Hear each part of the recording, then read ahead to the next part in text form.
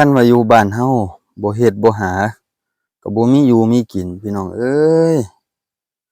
มื้อนี้ออกมาแต่เช้าแต่ดึกจักหน่อยพี่น้องเอ้ยเบิ่งหมอกพู้อันนี้ออกมาอยู่สวนมันมื้อนี้สิลงมือปลูกมันพี่น้องเอ้ยเจ้ายกล่องให้แต่ดนแล้วแหละสวนดงเนาะสวนนี้ก็ได้พู้บริเวณพู้แม่นเบิดแล้วพี่น้องเอ้ยเขตยกล่องเขตยกล่องนี่ก็ซะหน่อยกำลังเตรียมอันลำมันลำเลียงใส่กระสอบเนาะที่จะไปย้ายตามร่องมันเพราะว่ามื้อนี้คนสิมาอันปลูกซอยเนาะเพิ่นมาหาเหือหาแห้งกันมาแลกเปลี่ยนแห้งกันเพิ่นมาซอยเฮาเฮาก็ไปซอยเพิ่นน่ะนะพี่น้องทางบ้านเพิ่นทางบ้านอันเจ้าหน่อยนะเนาะพี่น้องเนาะอันนี้เป็นสวนมันนะพี่น้องเนาะเขตพุ่นน่ะบ่ทันยกร่องเงินบ่พอเงินมีส่ำนี้พี่น้องเอ้ยเฮ็ดได้ส่ำนี้ก็เอาส่ำนี้ซะก่อนเนาะมันได้มากได้น้อยเฮาจังว่ากันใหม่เฮ็ดไปเทื่อละเล็กเทื่อละน้อยต่อยอดกันไปแต่ละปีปีนี้ได้ส่ำนี้ปีหน้าเอาอีกส่ำนี้ก็โอ้หลายเติบได้บัดตานี้ลูกสาวออกมานำออกมาแต่เช้าเลยลูกสาวก็ได้พ่อแม่ตื่นก็ตื่นนำก้นแต่มันดุแรงเมื่อวานน่ะมาตัดลำพี่น้องเอ้ยเลือกลำตัดลำก็สมบูรณ์แหน่บ่สมบูรณ์แหน่ก็สิแช่อันน้ำเร่งรากแล้วก็นี่แหละพี่น้องตัดละหมอกละมันแล้วก็เลี้ยงใส่อันกระสอบแล้วก็หาบไปพู้นแล้วพู้ยายตามร่องมัน ทางนี้ก็มีทางนี้ก็สิงามแหน่ทางหน้าทางมันเป็นอัน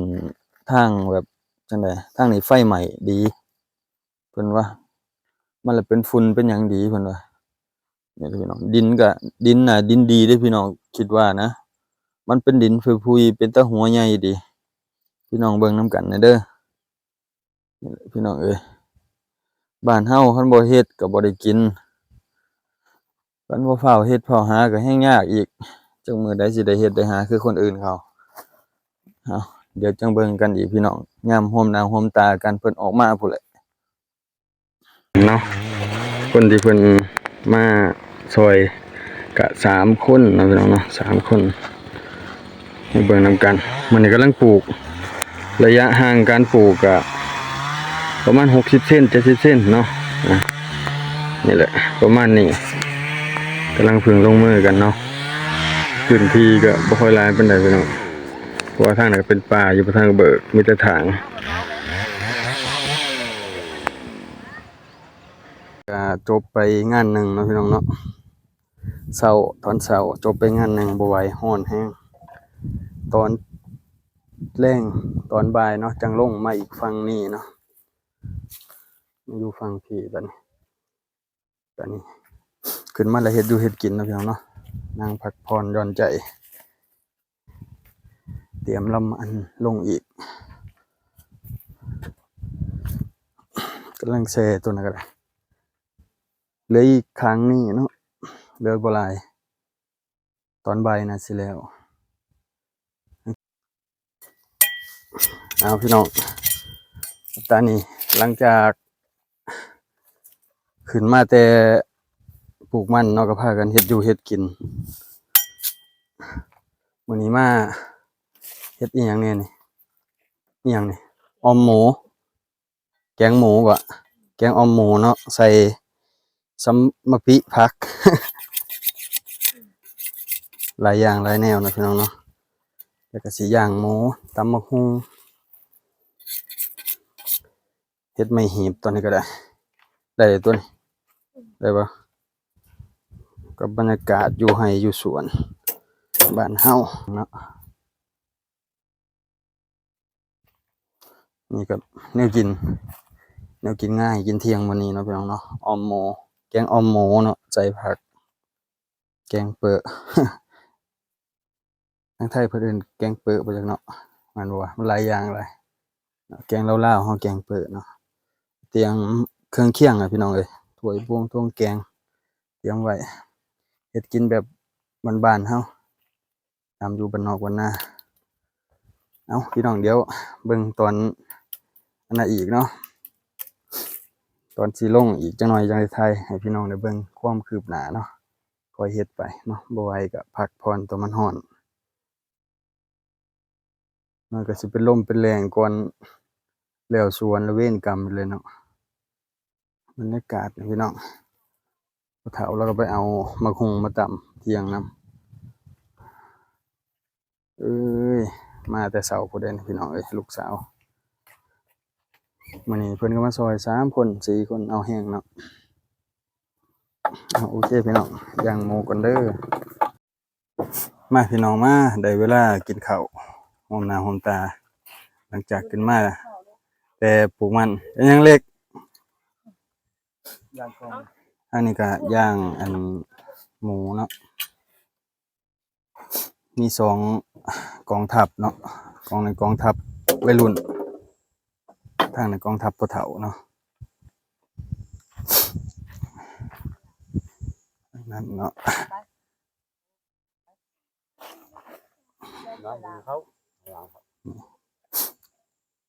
แล้วกินหันวะ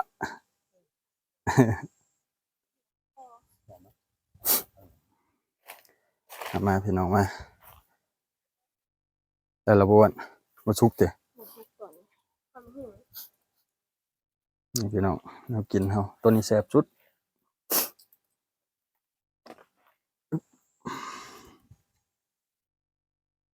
หลังจากกินข้าวกินน้ำแล้วพี่น้องเอ้ยก็มาหาบ่อนนอนพักผ่อนก่อนเนาะเพราะว่าตอนบ่ายก็จังลงใหม่มันร้อนหลายเนาะพี่น้องเนาะมื้อนี้ก็มานอนอยู่เถียงอันพ่อเฒ่าวี่เนาะในบ้านและคนในบ้านพี่น้องครับนี่คือสวนของเพิ่นเนาะโอ้สวนใหญ่หลายโอ้พุ่นแหละสวนเพิ่นก็ได้เนาะเพราะว่าเขาเจ้าเป็นสวนเบิกใหม่เฮ็ดใหม่เบิดบางสวนปะโถบ่แม่นบางคนมีอยู่บ่100ไร่ยันมีอยู่ในหมู่บ้าน100ไร่เนาะบางคน100ไร่200ไร่พวกก็มีบางคนที่เขาเจ้าเฮ็ดผู้เขาเจ้ามีทุนมีหยังเนาะแต่ว่าเฮาเฮ็ดได้ส่ำใดเฮาก็เอาส่ำนั้นแหละเนาะพี่น้องเนาะสำหรับเบากล้องก็ได้นี่ทางนั้นก็เป็นสวนของพ่อเฒ่าทางนั้นก็ได้นี่แหละมานอนอยู่ในเถียงเขาเจ้ามื้อนี้ร้อนแรง แล้วก็ลูกสาวก็ได้สัญญาณนี้จักหน่อยก็เลยนั่งเล่นเลยออกมาแต่เช้าๆพู้นเด้พี่น้องเอ้ยนี่ก็ได้บ่บอกให้ว่าออกมาพร้อมแม่เฒ่าเด้อเพิ่นก็อยากมาพร้อมพ่อกับแม่เนาะพ่อแม่ลูกนี่ลูกปึงง้างนำแล้วเด้อพี่น้องเอ้ยจ้าเอโลดเนาะสบายดีแล้วบ่อีหลาบ่ทันสบายดีเลยสบายดีบ่เดี๋ยวจักหน่อยพี่น้องครับตอนบ่ายเราจั่งลงไปเบิ่งอีกว่ามันเหลืออีกบ่หลายนะเหลืออีกแปลงหนึ่งเนาะเหลืออีกประมาณไร่นี่แหละประมาณไร่นี่แหละเพราะมันร้อนหลายทนบ่ได้ทนแดดบ่ได้ร้อนก็ร้อนบ่แม่นร้อนธรรมดาเด้มันร้อนแบบว่ามันร้อนแบบมันบ่มีลมมีแรงเลยนะพี่น้องร้อนแบบร้อนจัดเลยเนาะร้อนอ้าวพู้เบิ่งที่อากาศนะอากาศมันเป็นครึมๆเมื่อวานนี่ฝนสิตกก็คือบ่ตกฟ้าร้องฮึมๆตกลงมาจักหน่อย พอได้มันซุ่มมันเย็นจักบาดนี่มันก็สิตายเบิดล่ะคันปลูกแนวนี้คันว่าบ่ตกตอนปลูกนี่แล้วนี่ว้ายเสร็จแล้วพี่น้องมันบ่ไหวเลยแหละเอาโอเคพี่น้องเดี๋ยวจังไปเบิ่งนำกันเนาะตอนบ่ายๆเดี๋ยวบ่าวกล้องก็สิไปหาตัดลำเลี้ยงมันเนาะเพื่อเอาไปให้เขาเจ้าปลูกคนที่เขาเจ้ามาซอยมื้อนี้เนาะก็สิมี2-3คนนี่แหละเนาะเพิ่นมา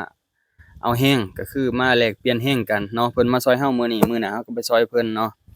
แต่ว่าเขาเจ้าก็สินัดมื้อบอกเฮาก่อนเนาะเอาโอเคพี่น้อง